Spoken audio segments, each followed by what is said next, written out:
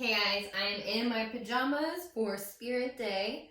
I wish my pajamas had bugs on them for our theme and the last day of our unit, but I do have a fun pop-up book from the classroom that I thought we could read. It is Bugs, a stunning pop-up look at insects, spiders, and other creepy-crawlies by George McGavin, illustrated by Jim Kay, and published by Candlewick Press. What's that on the first page? Let's just see it again. That is a broad-bodied chaser dragonfly.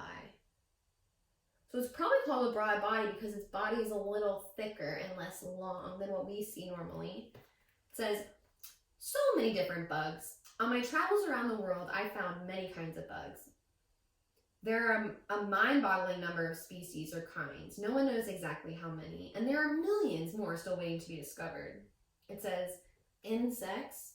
There are the four main types of arthropods or insects. So the four types of bugs. They're divided into insects. So it says, this is a rose chafer beetle, a garden tiger moth, which we've looked at before, and a bumblebee. It says, insects have 6 legs, 3 on each side of the body. They're the only arthropods that have wings and can fly. Insects don't all eat in the same way. Some have jaws for biting and others have sucking mouth parts. So underneath the insects, we have the arachnids. So the arachnids are the scorpions, the deer ticks, the cross orb weaver right here. So let's open it up. It says arachnids. Arachnids have 8 legs. Spiders are members of this group, along with scorpions, mites, daddy longlegs, and ticks. There are at least 35,000 known species of spiders, and only 30 are dangerous to humans. About half of all spiders spin webs to catch food. So most spiders are not dangerous to humans, is what it said. The next group is crustaceans, and that is like the woodlouse, the spotted shrimp, and the fiddler crab. Do you want to see this fiddler crab move? Let's see. Ooh. Look at him go. Those claws. Let's see what it says about crustaceans. It says, crustaceans live in water. Some, such as woodlice, live on land in damp places like forest floors and sometimes even bathrooms. The biggest arthropod in the world is the Japanese spider crab. It has a leg span of up to 12 feet and is found off the coast of Japan. Whoa, that's big. The next is the myriapods, which is the millipedes and the centipedes. And let's see what it says. It says, myriapods have long, thin bodies and lots of legs. Myriapod means many legs. Can you guys say myriapod? Myriapod means lots of legs. They can have between 30 and 700, sometimes more legs. A centipede's front pair of legs contains venom, which it uses to paralyze or kill its prey. So what it means is this centipede right here would have venom in its front legs. So his front legs would have venom at the tip, and whenever they grab their prey, that venom would go into them and their prey wouldn't be able to move and they would be able to eat it. So let's see what else we got over here. It says insect wings. So let's just look and see what it says. These are some insect legs. Some insects use their legs for jumping, like this flea. Some for running, like this tiger beetle. Some for dragging, like the male crickets. They have strong legs with powerful claws, which they use for burrowing underground. Some of them use them for swimming, like this diving beetle's flat, broad legs work like flippers. Then this one's used for holding on tight. So caterpillars use their legs to hold onto trees. Some legs are used for making music, like the grasshoppers have a row of tiny pegs on the inside of their thighs, which they rub against their wings to make a sound, like our instrument we have in the classroom. So that's pretty cool, right? We have lots of things. Wings can also be protection. Legs and wings can also be protection from predators. So you can see here they can act as camouflage. So we have some of the mantises pretending to be leaves. We have some moths with eyes on them to show a predator that they look like a bigger animal. It's pretty cool. Let's see what's going to pop up on our next page. A cockroach. So this cockroach comes apart, so you can open him up. He's really cool. You can see all of his body. You can see his organs and whatnot. That's why I like this book. It's very technical, but it's fun. At first glance, arthropods' bodies seem completely different from our own. Some millipedes have more than 700 legs, which you remember they were called myriapods because they have lots of legs. Most spiders have 8 eyes, and many butterflies hear with their wings and taste with their feet. Did you guys hear that? Butterflies hear with their wings and taste with their feet. Can you imagine tasting with your feet? Be weird. But like us and all other animals, arthropods need to move around, eat, breathe, and sense the world around them. And their bodies actually work surprisingly similar to ours. So they breathe like ours. The stag beetle has a tube-like heart, so the heart goes all the way down their body. Where is our heart? Our heart is in our chest, right? And it's protected. This one is in his whole body. So that's why when you kill a bug, or when you step on a bug anywhere, it's going to get hurt, right? So we have to be extra careful when we see a good bug. So that's a stag beetle, and it says, the nerves and senses, a housefly, let's see if I can get this open. A housefly's eyes are used to help him sense movement in the environment. So he has one eye, but on his eye, he'll see like 300 of something. So it's kind of funny. It's the best way I can explain it is if you've ever seen a kaleidoscope, it would kind of look like that. That would be kind of how a bee's eye would look if you looked at it really up close. But their vision is so good. And if you notice, flies have little hairs on their body. And what's really crazy is those hairs protect the fly. Do you want to know how?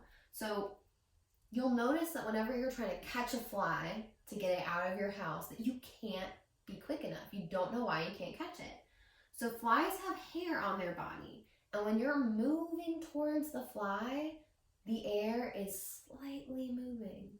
And the fly's hair on his body will move slightly with it. So the fly may not see you, but they will feel you coming. And all they know is what direction you're coming from. So they're going to fly away. And that's pretty cool. They eat and digest like us.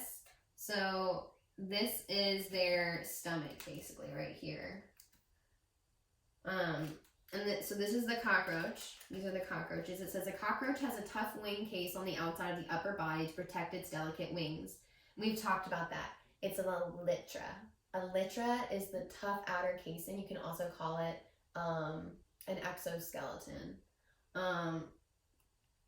And it says that, let me see what this is. So you see he has his wings, his softer wings under here. It will unfold when he opens up his protective wings. This is his abdomen, his bottom area right here is his abdomen, his thorax, this is his middle, like his tummy, his thorax, and his head. He has his antenna here, and those are his feelers. So he has to feel around in order to see what's around him. Then he has little hairs on his legs. So those little hairs, what do you think are going to help him do? Keep him safe. Just like the fly's hairs keep him safe, the hairs on his body are going to keep him faster than you guys. Let's see what's next. This is a wasp's nest. Not a bee's nest, a wasp's nest. Wasps grow up inside paper nests made from chewed up wood that they mix with their own saliva. So wasps will eat wood, chew it up, mix it with their spit, and then spit it back out and make this paper-like nest. Inside nests, they're safe from predators, and they emerge only when they are fully grown. So let's see. So this is the outside.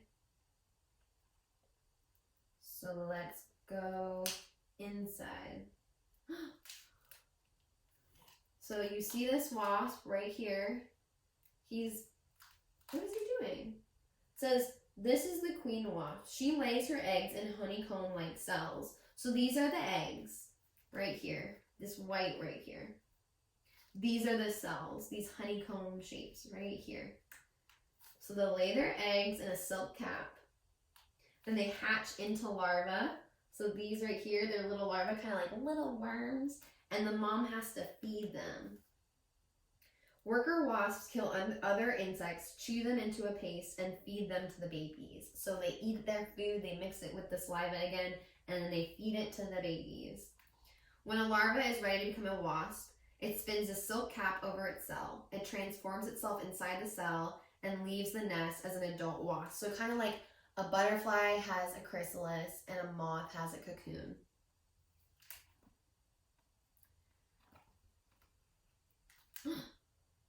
A blue morpho butterfly.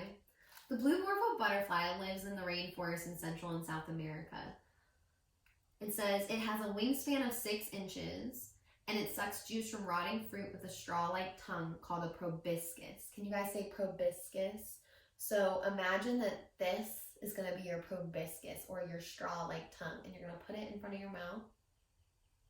This is how it feels to be a butterfly. They use their proboscis to suck up nectar and juices, and that keeps them healthy. That's their food. Arthropods live almost everywhere on Earth, in the smallest ponds and biggest oceans, deep in the soil and in the skies above, from the desert and the rainforest to backyards and bedrooms. Some even live on human bodies. So this one's in ponds. So dragonflies, we've talked about dragonflies, they live in ponds as babies, but then they also hunt there as adults. So we see the dragonflies here. There's water bugs, there's saucer bugs, there's pond skaters that will use their legs to prop themselves above the water and slide across the water. We used to call them water skippers. It says in the woodlands, you'll find in damp leaves, you'll find snails, centipedes, maybe some millipedes, an earwig. What else is it? Let's see. What else? It says ground lover centipede, earthworm, rogue beetle, and a snail, and a pillworm. Where's the pillworm? There he is. He's right here. So it says rainforests are hot and damp and are home to arthropods more arthropods than anywhere else in the world. So the rainforests have more bugs than anywhere. The Amazon rainforest in South America contains almost all of the species. It says you can turn this map over. So let's turn it over. So these are the bugs that live in the Amazon. So there's the orchid bee that's blue. And my friend is who works with these bugs that are from a natural habitat. She's going to be bringing me a blue bee. So maybe I'll be able to show it to you guys on camera in the next few weeks. So we have the leafcutter ant too, and he uses his mandibles, those are his jaws. You put those like that, and they use that to break up the leaves and chop them off the branches. And then the tarantulas also live in the rainforest, and they use the hairs on their body to find food and drive off predators. If a tarantula is in danger, it flicks its spiky hairs onto its enemy like a shower of tiny arrows. So remember what Miss Alicia said in our animal encounters video?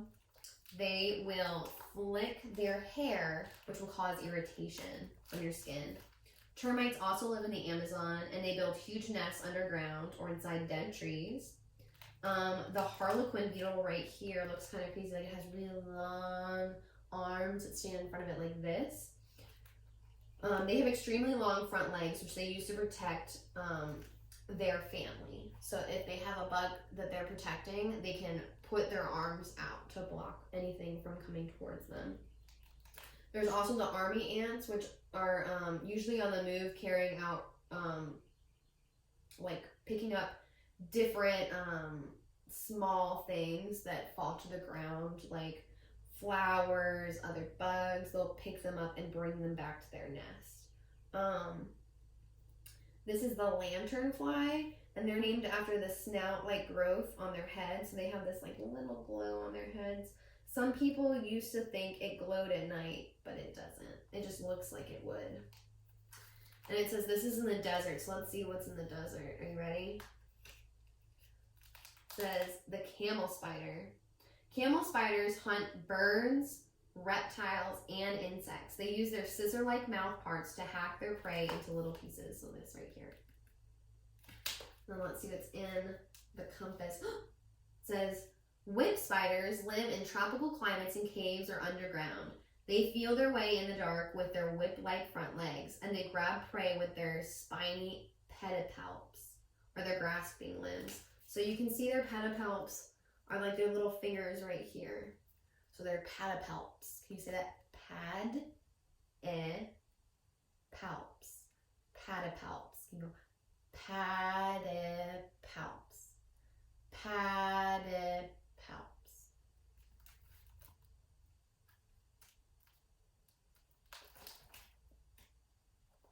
You guys see that? That's a big scorpion. And that's a type of arachnid, remember? Because they have 8 legs.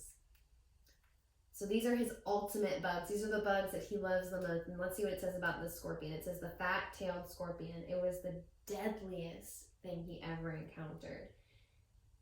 If you see a 4-inch long scorpion with spindly claws and a fat tail, leave it alone. It could be a fat-tailed scorpion. Its venom can kill a human in hours. Scorpions with large claws and thin tails are usually less dangerous. So smaller scorpions are less dangerous.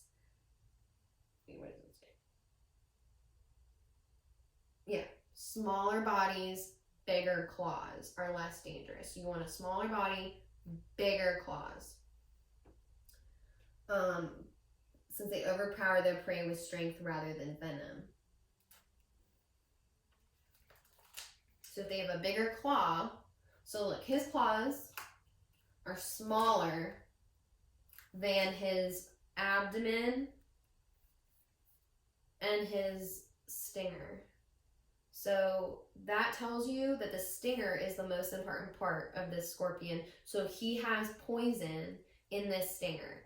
Now, if this scorpion had bigger claws than, you know, his abdomen and his stinger, so if his claws were super big and his stinger was kind of smaller, then he would be less poisonous or not poisonous at all, because he would use his big claws to catch his prey instead of using poison.